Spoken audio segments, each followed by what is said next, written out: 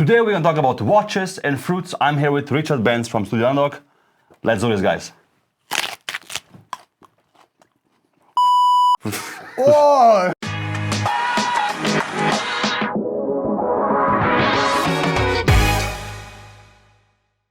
Welcome to the show. Today we have a very special guest here, Richard Benc from Studio Underd0g. How are you, man? Thanks for coming. Good. Thanks for having me. It was a lot of fun actually setting up this set today, you know, with some fruits, some cookies, obviously inspired by your watches. There's more to come, so I'm happy to talk to you about this. But first I want to ask you, how did you start watch design and what was the inspiration maybe, you know? So, well, I guess it starts with my background, my education, which was in design. So whereas I guess a lot of the brands you speak to, they come at this industry from either a history within watchmaking or maybe they're handed down a watch. Yeah. I only discovered the watch industry in my early 20s. Same. And it was one through design. It was a case of I always gravitated towards designing small objects, and suddenly I stumbled upon this industry, and it was a match made in heaven. Beautiful. And we have one of your first designs here, correct? This is it, yeah. This is, most people when they think of the origin of, you know, my design process or my brand, they think of the watermelon. But this was the OG. This is where it all started. This was the masterpiece. Huh? This was it. And how was this created? Was it like a freelance job or were you employed by this company or? So once I graduated from university, I did a master's in industrial design. I was looking to move to London and I wanted to, well, get any sort of design role that I possibly could. Yeah. And in London, that was pretty difficult. And this was the initial job that I managed to secure. It was an art worker role where effectively you have pre-approved assets from certain brands like Minions, Star Wars, Peppa Pig, and you apply them to existing watches. Yeah. So this was glorified copy and paste, but it was my first job. Well, first job full stop, really. So this was my very first project, a Minions watch with quite an interesting complication. Yeah, I see. You can like shoot somebody. There you go. Tell me any of the big Swiss boys. Which watch does that? Huh? Yeah, exactly. We've quite a unique sort of novelty there. Maybe they'll copy it now. Huh? Let's see. Maybe. And then you basically created your own brand, Studio Underd0g. I think it came. All of a sudden, there was this brand here, which was really fresh with nice content, and you launched the Av0 series. And of course, we have the beautiful watermelon here because, you know, the first watches were, as I remember, the watermelon. That was it. Yeah. That's where it all started. Even today, the watermelon is the most popular model. It's the one that put us on the map. It's the one that really kind of, I guess, summarizes the brand's approach at a quick glance. You know, you see this and you can see that it's, what I like to say is, you know, we make serious watches for serious collectors that don't take themselves too seriously. Yeah. And I think this, at a glance, really embodies that approach. It's cool because there's different elements of these watches, again, taken from fruit or cookies. Like the hour markers here are basically seeds from the watermelon, correct? I wanted that to be a case of, well, this was the design challenge. When I set out this sort of design brief for myself, it was a case of, I guess, treading a very thin line. It could so easily, with too many playful elements, could become quite gimmicky. And I wanted to make serious watches that people would really appreciate. So that was the design challenge that I'd set myself, treading this thin line in terms of being provocative, playful in a way, but still making pieces that people can almost feels like they've experienced the watch before despite never seeing it. So there's a hell of a lot of like vintage cues in this, design details and decisions based on chronographs from the 60s, for example. And then you've got these playful sort of modern twists through use of color and graphic design. And the first watches, as I remember watching your Instagram, were shipped from your home. Yeah. I was packing on my kitchen table. My girlfriend at the time, my now wife, was helping box them up and ship them all over the world. Nice. So yeah, that was pretty much bang on 4 years ago now. Yeah, and that's what I also like about your storytelling online, because you don't post like a lot, but when you do, we see like a behind the scenes of how it actually is for an entrepreneur to launch a new brand like this. And I know the demand was exceeded your expectations back then when it launched. So it does, and good to see. it's only snowballed since then as well. Yeah. More people discovering the brand, liking my approach. As you said, it's not just a story of a watch brand coming to market. It's you know, an entrepreneurial venture, and I've even got some people who don't follow me on socials, don't follow me on Instagram, you know, not following the brand in the traditional sense. They're following my journey on LinkedIn, and they're going, I'm loving watching an entrepreneur bring their project to life, and therefore I'm supporting. So cool. It's crazy. And the movements you used from the beginning were nice chronograph movements, which are really cool. And you decided also to open up the case back. So why did you choose a chronograph from the beginning? Chronograph, in terms of its function, was something that I wanted to start with because it's more of a design challenge. Yep. There's so much going on. There's a lot more kind of things that you have to consider in terms of the dial. I'd worked, once I moved away from my Minions project, I worked for Braun for 5 or 6 years. Minimalist, purist, Bauhaus sort of design. And I wanted to do something that would challenge myself in a way. So that's why I started with a chronograph. Yeah. Then in terms of the movement, as I said, I wanted to make serious watches. So what's kind of more serious than a movement that was designed in the 1940s? You know, a mechanical hand-wound movement. It's a column wheel. It's a real kind of, I don't know, interesting piece of history in terms of a mechanical watch. So this was the starting point. We've made a few changes over the years. This is the latest generation. This is something that we've developed in tandem with Seagull. So we've made our own sort of bespoke version of their movement. So you can see we've got a all black base plate. So it kind of makes all the individual components pop a little bit more. Pop out, yeah. We sort of re-regulate it all in the UK so it's a bit more accurate. So yeah, great to have the opportunity to even continue working with these guys because they've shifted their business. You're going to see a lot of brands who currently use a version of this movement start to discontinue it. I think Baltic just announced they're discontinuing it a month or so ago. So we're quite pleased to still have the opportunity to work with these guys. And on the topic of using overseas suppliers, you actually assemble the watches at home. Not at home, but Fortunately, it's not me. If it was at home, it would be held God it's together. not the living room anymore. Yeah, it would be held together by blue tack, and it would tell the right time twice a day. No, so we work. When I started the business, I started working with a chap called Raphael. He was our watchmaker. He started his own business at a similar time to me, just outside of Reading in a village called Pangbourne. And we've grown our businesses together. He's now a team of, I think, 14 or 15 strong. Wow. They're currently moving offices or premises to a larger workshop, and they're doing some incredible work. So they're assembling about 1,200 watches a month for us. So yeah, quite an incredible growth in terms of UK horology. And then you made the O2 series.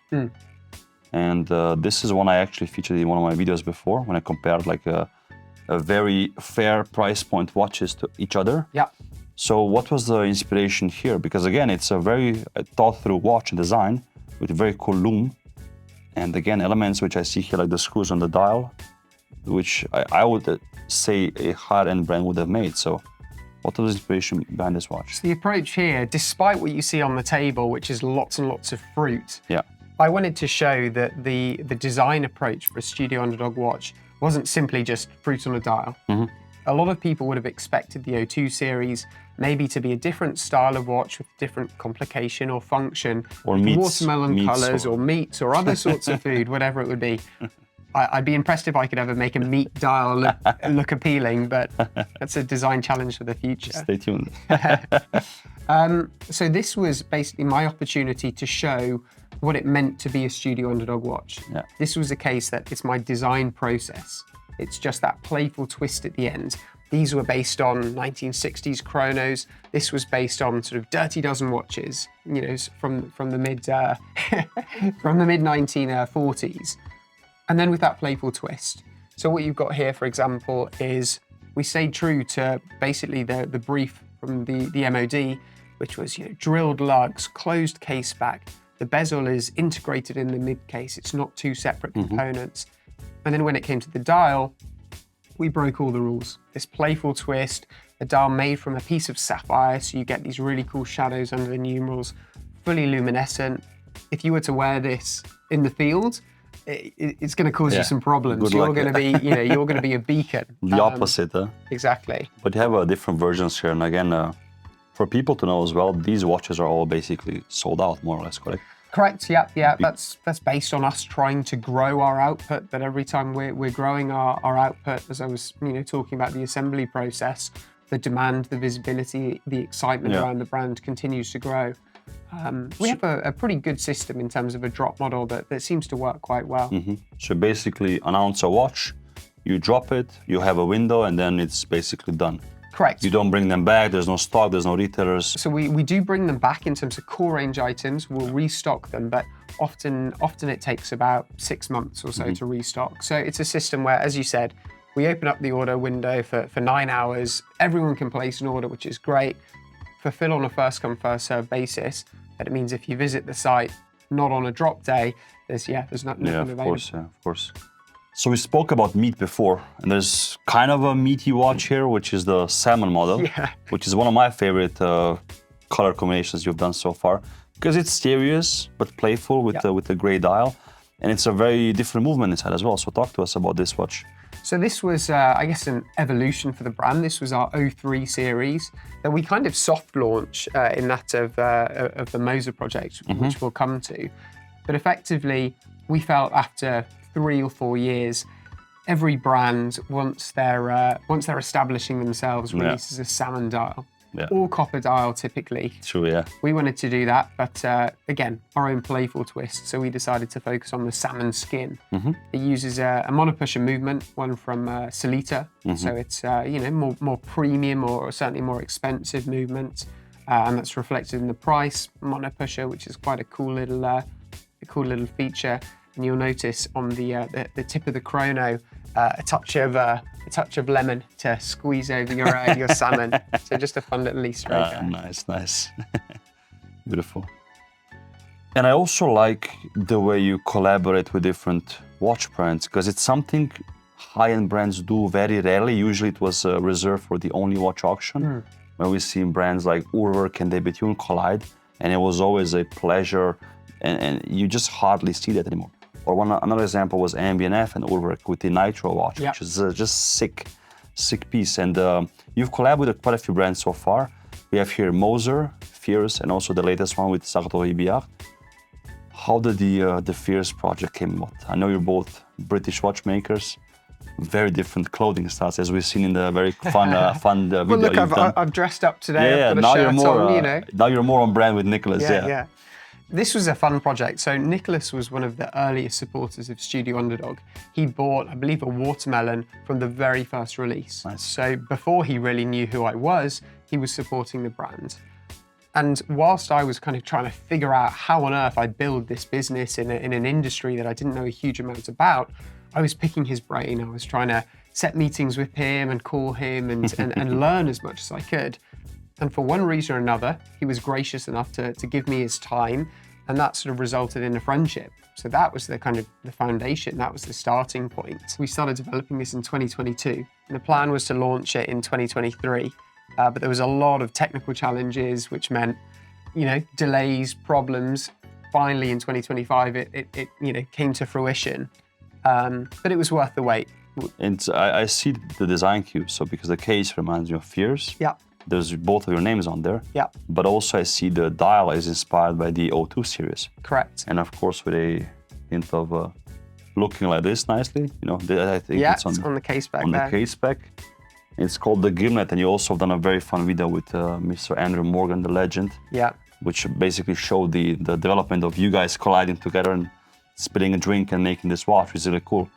This was dropped online or at a watch show? This was dropped at a watch show. So we made 200 pieces and it superseded our expectations. You made 200? Many multiple, 200 pieces. Nothing, yeah. But if you think about it, so we launched it at a one-day event. In order for us to sell 200 watches at a one-day event, we've never done anything like that. It's a sale every 2 minutes. Even logistically, that's a challenge. But they disappeared incredibly quickly, which was amazing. So we're looking to do a few more cocktail-inspired watches in this vein in the future. Awesome. Maybe with different case designs from Fierce, or? I think sticking with this as the base. So even if we're talking case design, because of the sapphire dial construction that we have here, it's a 2mm dial. The typical dial is about 0.4mm. Basically what that means is the movement gets pushed incredibly further down the case. So even though this looks like a classic Brunswick case, it's a total custom development in order to make it work and make sure that the crown doesn't feel like it's sunk right to the bottom of the case. True. So yeah, part of the reason why it took so long. It's one of my favorites. Another collab which speaks more to my high-end independent heart is the one with Moser. Obviously, beautiful execution. So I later found out that you cannot buy your watch if you don't buy the Moser watch. Yes. So and I think people are probably bummed out about it because the dial design is just beautiful. No, that certainly broke a few hearts, which there was a lot of learning from my side from, there was a lot of people that are excited on my behalf that, a few years ago, I'm designing a Minions watch that's shooting Minion to disc. a perpetual calendar from Moser. Correct, exactly. So a lot of people were ready to celebrate that, but of course there was also a lot of frustration in terms of having effectively a Moserified Studio Underdog that was relatively unattainable. So that was an interesting learning curve for us. This was a milestone project for the brand, for me as a designer as well, to have the opportunity to work on a perpetual calendar. And someone gave me a nice quote a couple of weeks ago. They said that this project was for Studio Underdog, the knighthood by the Swiss. This was kind of acceptance, and I really think there's truth to that. Yeah, and on top of all of that, it's a beautiful watch. Yeah. I mean, I'm not a huge fan of like just crazy colors, but these work really well. And again, you see it's high-end execution. So the middle part of the dial is enamel, correct? Yeah. But also on the bottom, it's first like ingrained or engraved. Yeah. So exactly. So it's a white gold hammered base. I believe 3 layers of of enameling. And one thing, you just very rarely see yellow enamel as well. Yeah. And so I think instantly this watch kind of stands out, looks unique because there's nothing that quite looks like it. Yeah. Beautiful. And the other one is a monopusher chronograph with the Swiss movement as well. Yeah. So this was our soft launch, effectively, of the Av0c series. So this was, fine. We might not be able to use white gold and enamel at our price point, but we wanted to show that it doesn't matter about the price point. This is about passion for the industry. Hence, passion fruit. So it's a playful gesture there. So again, for me as a designer, just such a kind of a dream come true opportunity, and beautiful. Great to spend some time, working with the best. Yeah. And then the latest collab was with one of my favorite guys as well, with Armand Billard from Sartori Billard, and this is a sunflower-inspired dial. Yeah. I didn't find a sunflower today for the set, but we have some beautiful fruits here. Tell me how did this come about? So pretty much bang on 12 months ago, I came to Watches and Wonders. I came to Geneva and I was basically trying to figure out where Studio Underdog should be. Should we be in the Palexpo? Give me a few more years and maybe a few more quid. We went to Time to Watches. We went to the Beau Rivage, and as soon as I walked into the room that Sartori were in, it's like, this is where I want to be. Yeah. So I introduced myself. We started chatting to Armand, and this was the idea. Maybe let's develop a product that can unite the two brands, be a centerpiece of the room, and we can be there side by side to present it. And on top of that, it's a great opportunity again for me as a designer to be able to work with materials, movements that I can't do under my own brand. No. These sorts of projects prove that the level of design and the approach I have to design is also respected and resonates at the top end, whether that's top end kind of collectors or even in terms of watches. Gives me an opportunity to design with guilloche or enamel or whatever different materials and movements. It's going to be a long time before Studio Underdog can introduce a perpetual calendar into our core range, for example. Well, listen, you never know. You never know, but this again was a great project to work on. Higher price point than our core range, but it was a limited run, and they pretty much sold out as soon as they launched. So great to have such a passionate community behind the brand. Yeah, beautiful. What was the price point of this one? So this was 12,700 euros. Yeah. So you sold watches in different ranges. Let's go through that a bit now. So the 01 series was how much? So I'll do it in pounds because that's the one that comes to me first. So Yes. these are £550. The 02 series were £800, and then the 03 is 1,700. So still, you know, we very much classify ourselves as, you know, an entry-level brand for a lot of our collectors. You know, will have their watch box, and I love when people send me it. You know, their Rolex, their AP, you know, high-end independent. And in between, there's a watermelon watch or a mint choc chip or a Stephanie Blue. It's great to see that level of passion. And I've seen on your channel that you have been teasing about something coming out. Yep. So tell us, what's coming with Well, it? for the eagle-eyed viewers, they'll have noticed that I'm wearing a couple of watches, and they'll probably, you know, may or may not recognise these. So I'll walk you through the story. So this isn't exactly what it seems. From a distance and at a glance, this looks very much like our most popular watermelon model. You know, this is what put us on the map.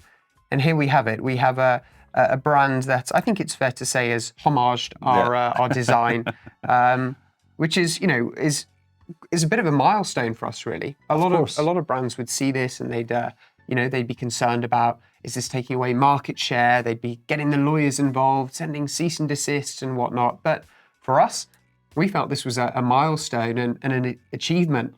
You know, we've got, as we said, our little Shopify plaque on our wall. This is something that we felt like this should go right next to it. We're proud in a kind of in a way. What's the saying? You know when you've made it when people are copying you or something like this, right? Imitation is the sincerest form of flattery. Exactly. So they released this, and alongside, I was looking for it. It's right on my wrist. Alongside, they decided to release what they've called a new version. A new version, a totally unique, you know, design. This is what they've called Av0cado. Okay. And we saw this and we go, okay, well, maybe there is something we can do. Instead of getting the lawyers involved, what we're going to do is homage them back. You know, it's the Uno reverse card. Uno reverse card. I'm going to use that in future. That's good. That might be the front cover of the press release when I come to build it. So we've decided to Uno reverse card them, and this is what we've created. I don't think they saw this coming. I'd be surprised. I'm curious to see what you know, what these guys make of it. So maybe there's a collaboration coming in the future. Maybe this is an unofficial collaboration. You know, this. So yeah, we've kind of homaged them back. Yeah. But this concept, this design, actually breaks quite a lot of my design principles, let's say, in terms of use of color and how things are laid out. So we decided alongside to release a guacamole, a mashup of their design. So yeah, it's these two sort of new novelties that are coming to extend the 01 series. These are just going to be a limited edition run, so we'll just do one drop and that's it. But because I remember you made a poll and people could choose, right? Which one to release? We mocked up some renders of this about a year ago, maybe even more than a year ago now. And ever since, people have been asking about this project. But yeah, we put these up. And I must say, the one that I designed, the guacamole, the mashup, I assumed everyone would prefer this one. I thought, oh, maybe 80% of people will vote for this one. Couldn't have been more wrong. 50-50 split. I think we had over 6,000 votes. And it was, you know, 3,000 a piece. So yeah, we've decided to bring them both to fruition. So these are actually two watches which people will be able to purchase. Correct. Yeah. So we're launching these next month. So in early May. So I'm excited to see what people make of it. And I guess part of this project is it'll be interesting to see if, you know, a brand like ours can actually turn this. You know, turn the narrative round from what is typically quite a negative thing for a business. Actually, we're going to be able to create a project that has a fun story that, I guess, the more of these we sell, the kind of the more humorous this sort of approach is. Absolutely. But what's also interesting is whilst we've been developing these watches, we've seen a few other ones kind of come to market, which I've got here. I think they want to just use the opportunity now. After they see this, it's a good call to action to just make more. Well, this is the most amazing thing. These are all different brands. Yeah. So these are all different brands from all different suppliers. So we've got this one. Some better, some worse. Some better, some worse. You know, I'd say these are relatively good. This one is. It's a you know, I think it's fair that we can be quite critical of this one. It's, you know, a bit of sort of bottom of the barrel stuff. There are some worse ones, but there are some better ones. You know, these guys have got the... This one's good, huh? They got the texture on the dial right. This is... they've taken the studio from our name as well. They've taken everything, yeah. Just change one word, yeah, basically. This one's an interesting one. We've got... I can't imagine you have many brands that come to you and show off... you know, the copycats. No, I think that's a first for sure. So this one is based on the Goofy Panda, but it's still got the watermelon seeds. So that's kind of an interesting... it's a mashup. It's a mashup, an interesting design choice. This one... that's a winner. This one, you're going to love the function. So it's a 3-hand quartz watch with a tachymeter bezel. Awesome. So no chronograph, If you could explain how that can function, I'm still trying to work it out myself. This is like a ChatGPT watch. It is a bit, yeah. It's 3-hand. We have Hindu-Arabic numerals, tachymeters because people like it, quartz to make it affordable. It's remarkable. And the O2 dial. Yeah. But no screws. No screws. No so screws. maybe some people who don't like the screws, maybe there is finally a watch for them. This is crazy. You put all the watches in a bag, just mix them up, and this comes out. This one's slightly different, and I'm not sure whether I should be showing this, but this is a brand that has a relatively good reputation. And the reality is, look, I don't own the IP to watermelon, so fair enough. But what I thought was interesting was 4 days after we released the passion fruit project, they had renders of a passion fruit watch on their socials. And so I commented on Instagram, I just commented the side eyes emoji, instantly blocked. They blocked me, yeah. So, they should just take a page out of your book and just be happy. And again, I love the approach of you not suing them or whatever, pursuing these legal paths, and just like embracing it and doing it yourself. And again, from these fun like wars, in the future, there's going to be maybe a fun collab that's going to come out of it. Huh? Who knows? Maybe not with these guys because they literally copy the whole name. And this, But it's crazy that this exists. We're not the big boys. We're not a huge, big Swiss conglomerate with lots of history. We're the new kid on the block, and even we are, in a way, obviously making enough noise and waves that people are looking to us as a trendsetter or someone to follow.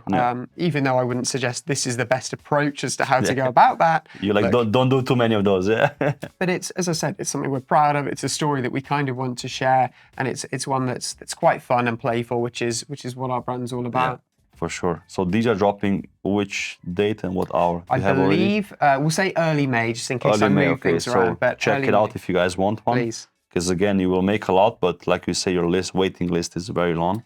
Yeah, so it'll be a limited run. We'll open up the order window for probably 9 hours and sort of discontinue it after that. So effectively, anyone that is interested has access, especially if they've been following along for the last 12 months as we've been sort of developing this. But then they'll disappear and be a part of the brand's history for forever. Nice. What's the future for you?